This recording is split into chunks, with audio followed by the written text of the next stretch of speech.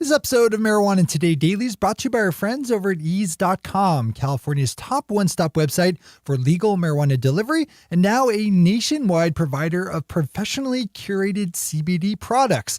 If you live in the Golden State, you just need to open up Ease.com to find a wide variety of legal marijuana products that can be delivered to you in less than an hour, assuming it's during legal delivery hours and that you live in a part of California where Ease is active. If you don't live in California, then you stand a good chance of being able to get professionally curated CBD products delivered to you in the mail via their new wellness platform, found over at easewellness.com, with Ease spelled E-A-Z-E. Ease Wellness is now available in 41 U.S. states, which you can check out for yourself over at easewellness.com, as they have all the rules baked right into their system. It's the same situation in California. A visit to ease.com will tell you if you live where they are active. Visit ease.com if you live in California and easewellness.com if you live elsewhere. Thanks to everyone at Ease for supporting today's news. Good morning, Marijuana Nation. It's Monday, November 26th, 2018, and you're tuned in to episode 615 of Marijuana Today Daily. I'm your host, Shay Gunther, and I'll be walking you through today's marijuana news and headlines. As always, we have a full and busy day of cannabis news in our hands, so let's jump right into it. Our top story of the day and the week is an update out of Massachusetts, as last week the state saw its first full day of legal adult use marijuana sales. And as Dan Adams over at the Boston Globe is reporting, things went pretty well in terms of how much money flowed through the Bay State's first two adult use shops to open. As Dan has it, just over $440,000 in sales were made last Tuesday between the two stores, located in Leicester and Northampton, generating $74,800 in state sales tax revenue.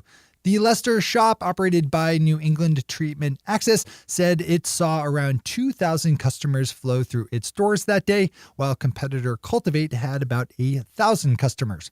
After taking a couple days off for the holiday, both shops are back in business this week, with no reported shortages in supply so far.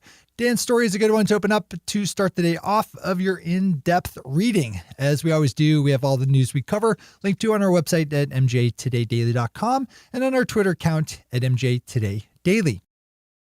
Jumping up to Canada, we have a different situation in the province of Alberta, where supply shortages of legal marijuana have forced provincial authorities to scale back on their plans to issue marijuana business licenses. Just a month and change after Canada rolled out nationwide adult use legalization, the Alberta Gaming, Liquor, and Cannabis Commission said it has only received 1/5 of the legal marijuana products it's ordered from licensed producers.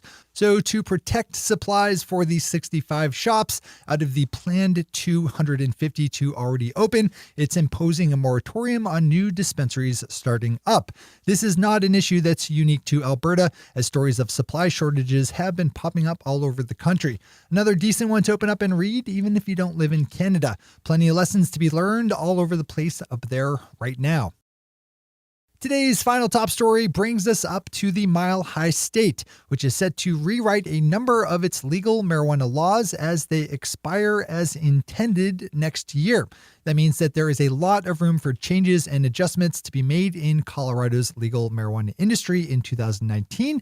And with a cannabis-friendly governor-elect in Democrat Jared Polis, whose party is also in full control of both state houses of legislature, it looks good that things will swing in a more progressive direction. Some of those possible changes to be made next year include adding autism to the list of medical marijuana qualifying conditions, expanding public social use venues, and allowing for delivery services to operate. Those are our top stories for today. It's time for Marijuana Today Daily Headlines Blitz.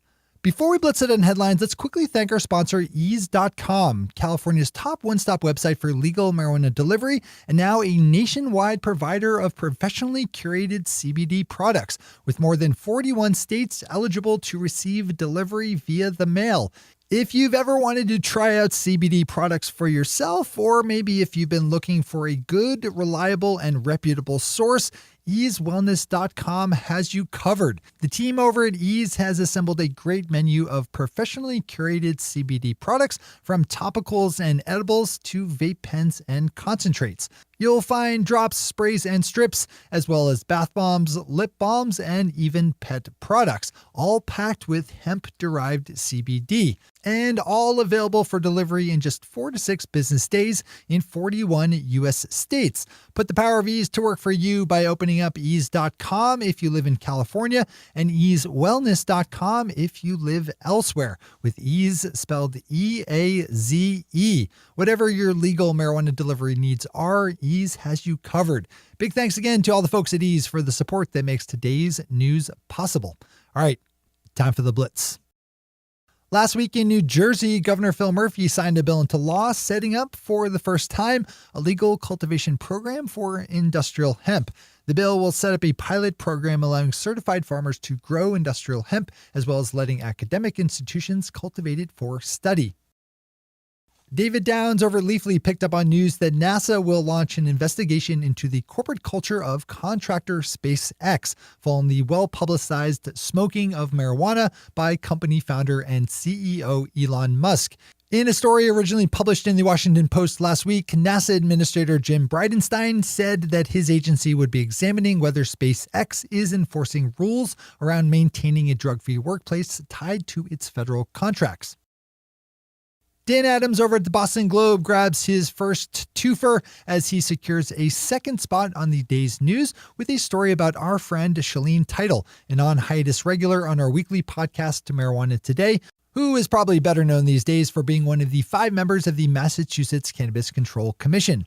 Regular listeners will remember that Shaleen is responsible for most, if not all, of the social equity provisions in Massachusetts' legal marijuana program, which will surprise no one who knows about her history with activist group Students for Sensible Drug Policy, an organization in which Shaleen rose within as a top leader.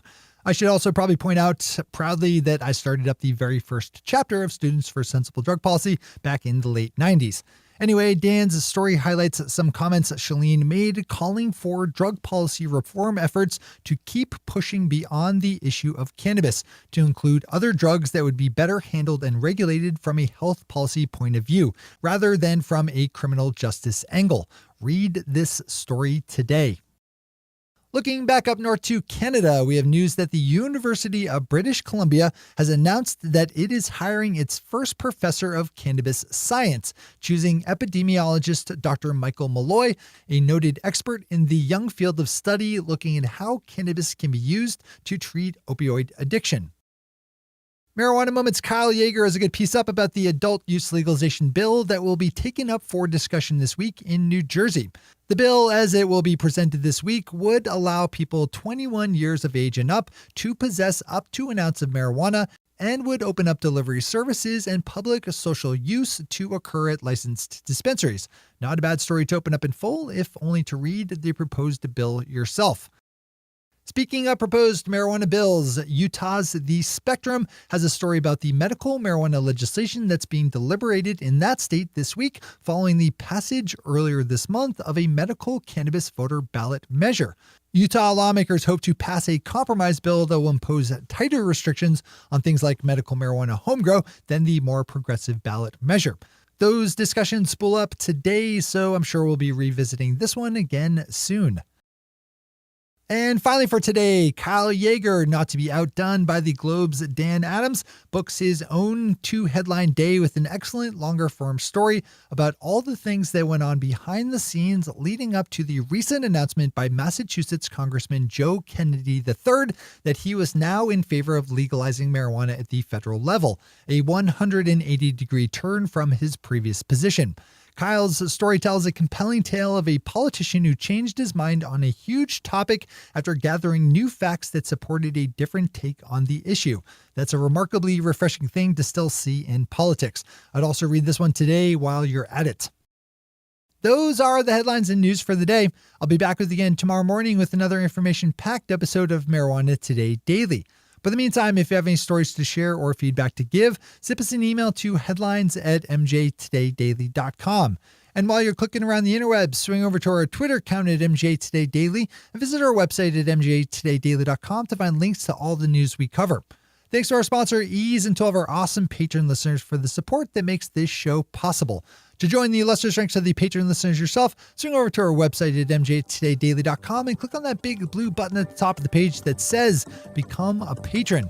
I'm your host, Shay Gunther. Thanks for tuning in, starting your day with marijuana today. Today.